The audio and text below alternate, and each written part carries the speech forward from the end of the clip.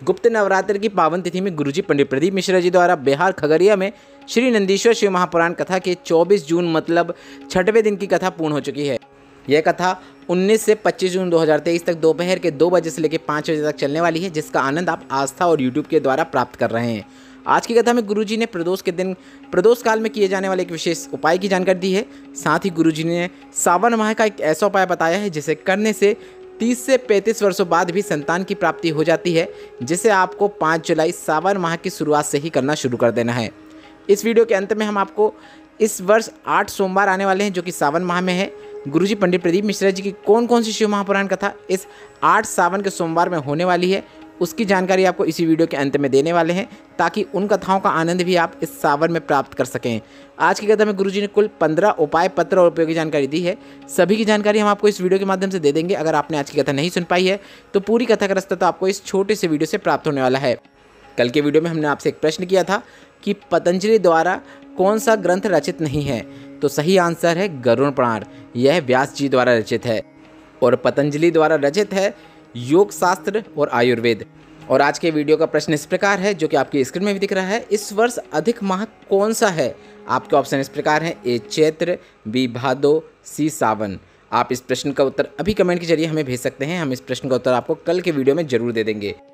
बढ़ते हैं आज की कथा की पहली जानकारी की ओर। कथा शुरू होते ही गुरुजी ने कहा, आपने कभी नहीं देखा होगा कि महादेव के मंदिर में 56 भोग लगते हैं। कई मंदिरों में 56 भोग लगते हैं, पर महादेव के मंदिर में ऐसा नहीं किया जाता। महादेव के मंदिर में ऐसा इसलिए नहीं किया जाता क्योंकि जो बाहर भूखा बैठा है उसे पहले भोजन मिल जाए, महादेव उसी से तृप्त हो जाते हैं। गुरुदेव ने कहा, महादेव तो तुम्हारे धतूरा, भांग, अबीर इस प्रकार से ही इतने प्रसन्न हो जाते हैं कि तुम्हें 56 प्रकार के भोग प्रदान कर देते हैं। उन्हें 56 भोग से कोई भी लेना देना नहीं है। बढ़ते हैं आज की कथा की दूसरी जानकारी की ओर। गुरुजी ने कहा, जिसके अंदर पाप ज़्यादा बढ़ जाता है उसे संत अच्छे नहीं लगते। जिसके अंदर पाप अधिक बढ़ जाता है उसे शिव महापुराण कथा अच्छी नहीं लगती। जिसके अंदर पाप अधिक बढ़ जाता है उसे मंदिर जाना अच्छा नहीं लगता। जिसके अंदर पाप अधिक बढ़ जाता है उसे भगवान का भजन अच्छा नहीं लगता। जिसके अंदर पाप अधिक बढ़ जाता है उसे धर्म और भगवत भक्ति अच्छी नहीं लगती। जब पाप बढ़ता है तो अच्छे कार्यों में आपका मन लगना बंद हो जाता है। उसी तरह जब शरीर में ताप बढ़ने लगता है तो हमें भोजन अच्छा लगना बंद हो जाता है, जबकि जीवित रहने के लिए, जीवन के लिए भोजन जरूरी है। उसी तरह अगर आपके अंदर पाप बढ़ता है तो आपको मंदिर, शिव महापुराण, भगवान के भजन अच्छा लगना बंद हो जाते हैं, जबकि इन्हीं से आपके जीवन का कल्याण हो पाता है। यह जीवन के लिए बहुत ज़रूरी है। बढ़ते हैं आज की कथा की तीसरी जानकारी की ओर। रुचि पांडे जी पत्र लेकर आई, जिसमें उन्होंने लिखा, मेरी शादी 2015 में हुई थी, संतान प्राप्ति नहीं हुई। सभी डॉक्टरों को दिखाया, सभी से इलाज कराया, टेस्ट ट्यूब बेबी भी करवाया, पर संतान सुख नहीं मिला। पर आपकी शिव महापुराण कथा सुनना शुरू किया। इसमें ऐसा मन लगा कि टीवी में कथा देखते देखते ही मैंने कामना कर ली। पशुपतिनाथ व्रत मैंने 2 बार किए। साथ में मैंने आपके बताया गया सफ़ेद आंकड़े की जड़ वाला उपाय। तुमरुका जी का नाम लेते हुए कमर में उस सफ़ेद आंकड़े की जड़ को बांध लिया और बाबा की कृपा से मुझे दोनों पशुपतिनाथ व्रत का फल मिला। एक साथ मुझे 2 संतान की प्राप्ति हुई है, एक बेटा और एक बेटी है। उसी का आभार व्यक्त करने में कथा पंडाल में आई हूँ। बढ़ते हैं आज की कथा की चौथी जानकारी की ओर। गुरुजी ने कहा, 5-7 पीढ़ी में अगर कोई मर जाता है तो सूतक तुम्हें लगेगी, यह निश्चित है। 5-7 पीढ़ी में अगर कोई बच्चे का जन्म हो जाता है तो सावड़ लगेगी तुमको, यह भी निश्चित है। उसी तरह तुम्हारे द्वारा अगर शिवलिंग पर जल चढ़ाया जा रहा है तो यह भी निश्चित है कि आपकी 71 पीढ़ियाँ तर जाती हैं। बढ़ते हैं आज की कथा की 5वीं जानकारी की ओर। गुरुजी ने कहा, राजस्थान वाले टीवी के माध्यम से अभी ये कथा सुन रहे होंगे और वे सभी अपना बैग तैयार कर रहे होंगे, क्योंकि अगली कथा वहीं पे होने वाली है। गुरुजी ने कहा, अगली कथा 5 जुलाई से 11 जुलाई तक राजस्थान के पुष्कर में होने वाली है, जिसका समय दोपहर के 1 बजे से लेकर 4 बजे तक होगा। और इस कथा का नाम गुरुजी ने ब्रह्मा शिव महापुराण कथा रखा है। और गुरुजी ने कहा, राजस्थान वालों के भाग्य ही खुल गए हैं, क्योंकि सावन में एक के बाद एक 2 शिव महापुराण कथा राजस्थान में होने वाली है। पहली शिव महापुराण कथा तो 5 जुलाई से शुरू हो जाएगी, जो कि पुष्कर में होगी, जो कि 11 जुलाई तक चलने वाली है। इसके बाद दूसरी शिव महापुराण कथा अगले ही दिन से मतलब 12 जुलाई से अलवर राजस्थान में शुरू हो जाएगी और यह शिव महापुराण कथा 18 जुलाई 2023 तक चलने वाली है। बढ़ते हैं आज की कथा की 6वीं जानकारी की ओर। गुरुजी ने कहा, जिनके घर में 25 साल तक औलाद नहीं है, संतान नहीं है, तो उनको एक विशेष प्रयोग करना चाहिए। आपको तुमरुका जी का नाम लेते हुए सफ़ेद आंकड़े की जड़ को पति पत्नी दोनों को लेकर आना है, अकेले सिर्फ पत्नी या पति लेकर ना आए, दोनों को जाकर सफ़ेद आंकड़े की जड़ को लाना है।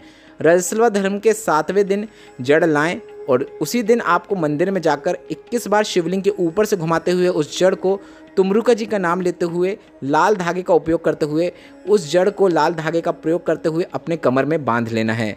रोज़ 1 लोटा जल चढ़ाना शुरू करना है। रोज़ 1 बेलपत्र भी अर्पित करना शुरू करना है और चढ़ाए हुए जल का आचमन करना है। अगर आप बेलपत्र का आचमन कर सकते हैं तो आप बेलपत्र का भी आचमन करना है, अगर नहीं कर सकते हैं तो मत करिए, कोई दिक्कत नहीं है। इसके साथ बाबा से आपको बोल देना है, सब जगह से हार गई हूँ, अब बाबा तुम ही सहारा हो, तुम्हारे ही भरोसे मेरा जीवन है, पार भी तुम ही को लगाना है।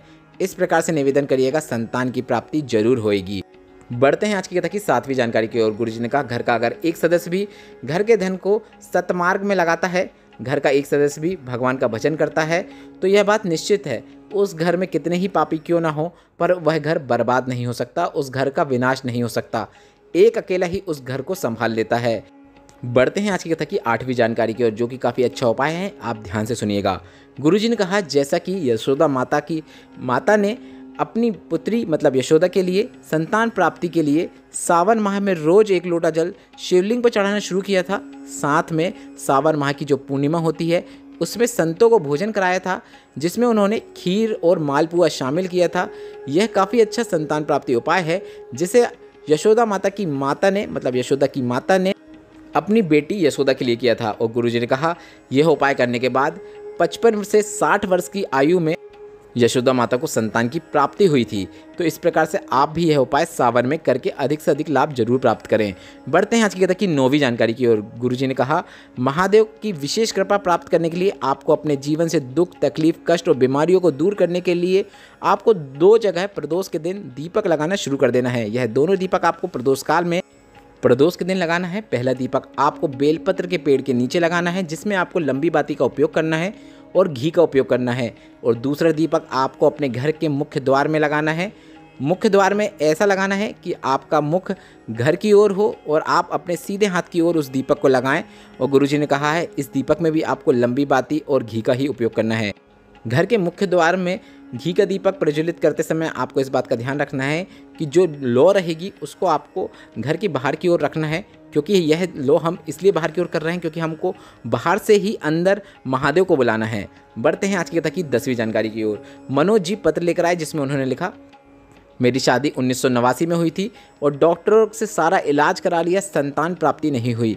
आखिर ये मन बना लिया था कि भगवान को ही पुत्र मान लें, क्योंकि संतान सुख अब जीवन में नहीं है। 2019 में आपकी शिव महापुराण कथा पत्नी ने पहली बार कोरोना काल में सुनी और मेरी पत्नी को कथा सुनकर सीहोर वाले महाराज की कथा पर इतना विश्वास हुआ कि उन्होंने कहा कि क्यों ना एक बार सफ़ेद आंकड़े की जड़ वाला उपाय किया जाए। और टीवी में ही कथा सुनकर कामना पूरी हो जाती है, और हमने टीवी में ही सुनकर कामना भी कर ली और आपके बताए अनुसार सफ़ेद आंकड़े की जड़ वाला उपाय किया और साथ ही रोज 1 लोटा जल शिवलिंग पर चढ़ाना शुरू कर दिया। बाबा की कृपा से 30 वर्षों के बाद हमारे घर में पुत्र रत्न ने जन्म लिया है। मैं 52 वर्ष की आयु में पिता बन गया हूँ। उसी का आभार व्यक्त करने में कथा पंडाल में आया हूँ। बढ़ते हैं आज की कथा की 11वीं जानकारी की ओर। आज कथा में गुरुजी ने वही बात बोल दी जो मैंने आपको 12 दिन पहले की वीडियो बनाकर बताई थी, और गुरुजी तक शायद वह बात पहुंच गई जिसका हम प्रयास कर रहे थे। उसी के लिए आप सभी का धन्यवाद। आज की कथा में गुरुजी ने कहा कि आप सीहोर कंकर शंकर की पूजन करें, कोई दिक्कत नहीं है। 1 कंकर की पूजन करें, 5 कंकर की पूजन करें, कोई गलत बात नहीं है, मना नहीं है। पर आप लोग पूजन करने के बाद वहीं ग्राउंड में यह सब सामग्री छोड़कर चले जाते हैं, यह बिल्कुल भी नहीं करना है। आपको यह सब उठाकर एक साइड कोने में रख देना है, बीच में छोड़कर बिल्कुल भी नहीं जाना है, क्योंकि ऐसे में की गई आपके द्वारा शिव पूजा का कोई भी महत्व नहीं है। इसके साथ ही गुरुजी ने कहा, हमने एक बड़ा कंकड़ रूपी शंकर केदार शिला के रूप में रख दिया है, आप उसकी पूजन करें, उसकी अर्चन करें। गुरुजी के द्वारा व्यासपीठ से यह बात कहने पर गुरुजी को दिल से आभार व्यक्त करना चाहता हूँ।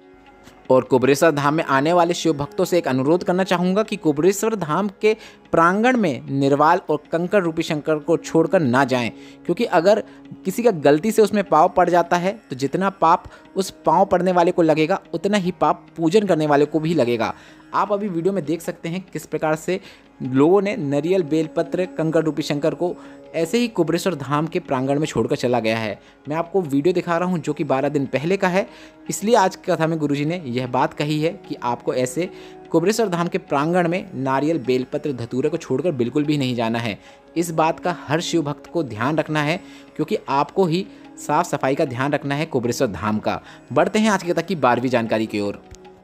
गुरुजी ने सभी से एक प्रयास करने को कहा है, आप जब भी अपने परिचित या रिश्तेदार को सुबह या शाम जब भी मैसेज करो तो एक बार श्री शिवाय नमस्तुभ्यम लिखकर व्हाट्सएप में ज़रूर भेज दो, क्योंकि वह एक बार तो आपका मैसेज जरूर पढ़ेगा और उसकी जिह्वा से मंत्र निकल जाए या फिर वह अंतः मन से ही मंत्र पढ़ ले, उसका जाप कर ले।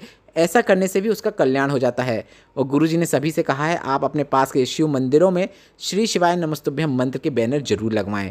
बढ़ते हैं आज की कथा की 13वीं जानकारी की ओर। गुरुजी ने कहा, हम आपसे इसलिए कहते हैं, शंकर भगवान पर जल चढ़ाकर उस जल को प्राप्त करके उसका आचमन करो। थोड़ा सा जल प्राप्त करके अपने घर पे लाकर उसका छिड़काव कर दो। घर के सदस्यों को वह जल पीने के लिए दो।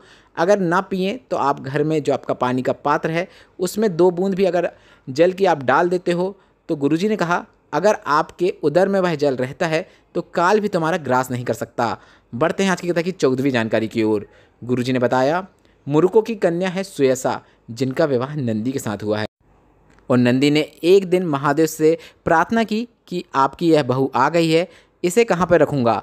तो भोलेनाथ ने कहा, मैंने जिस प्रकार से माता पार्वती को कटी भाग में शिवलिंग पर ही स्थान दिया है, उसी तरह जहाँ पर भी तुम विराजमान होते हो, जिस जगह पर, जिस जमीन पर तुम विराजमान होते हो, वह भाग सुयसा का ही होगा। सुयसा का वह भाग होगा, वहीं पर तुम विराजमान होगे। और जो व्यक्ति शिवलिंग पर जल चढ़ाकर नंदी को स्पर्श करते हुआ चला जाता है, वह अपने साथ यश को भी प्राप्त करता हुआ चला जाता है। बढ़ते हैं आज की कथा की 15वीं जानकारी और अंतिम जानकारी की ओर। 19 वर्षों बाद सावन के माह में बहुत ही शुभ संयोग बन रहा है। यह एक दुर्लभ अवसर है जो बार बार नहीं आता। 19 वर्षों के बाद आपको यह मौका मिल रहा है, क्योंकि सावन माह के बाद ही अधिक माह है जो कि सावन का ही है।